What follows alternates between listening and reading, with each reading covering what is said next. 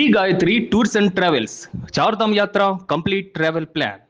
కన్నలో బైరెడ్డి సిద్ధార్థ రెడ్డి మీద మినిస్టర్ గారు కంప్లైంట్ ఇస్తే ఒక గంట లోపలనే ఎఫ్ఐఆర్ తయారు చేసి కోర్టుకు కూడా పంపించి పోలీసులు చాలా ఫాస్ట్గా చేశారు. Super police అనిపించుకున్నారు.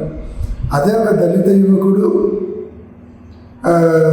సూసైడ్ నోట్లో ఫలానా తిలక్ నా మరణానికి కారణము, అతను పెట్టినటువంటి ఇబ్బందుల వల్ల నేను మరణిస్తున్నాను అని చెప్పి కంప్లైంట్ ఇస్తే సూసైడ్ నోట్లో పెడితే వాళ్ళ తల్లిదండ్రులు డిఎస్పీ ఆఫీస్కు, సిఐ ఆఫీస్కు, ఎస్పీ ఆఫీస్కు తిరిగినా ఇంతవరకు ఎఫ్ఐఆర్ చేయలేదు.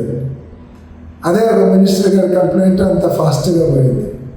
రెండోది ఇట్లనే అయితేనక ప్రజలకు అధికార పార్టీ వాళ్ళకు ఒక న్యాయము, సామాన్య ప్రజలకు ఒక న్యాయం అనేటువంటి అభిప్రాయం వస్తుంది. ఇది కరెక్ట్ కాదు.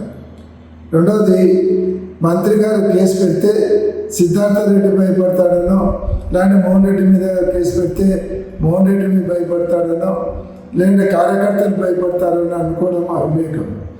మీరు కేసులు పెట్టినా, జైల్లోకి పంపించినా కార్యకర్తలను కాపాడుకోవడానికి ఎటువంటి పోరాటాలకైనా ఎప్పుడు సిద్ధంగా ఉంటాము. కేసులకు, జైళ్లకు భయపడే వాళ్ళు ఎవరు లేరని గుర్తుంచుకోవాలని తెలియజేస్తున్నాం.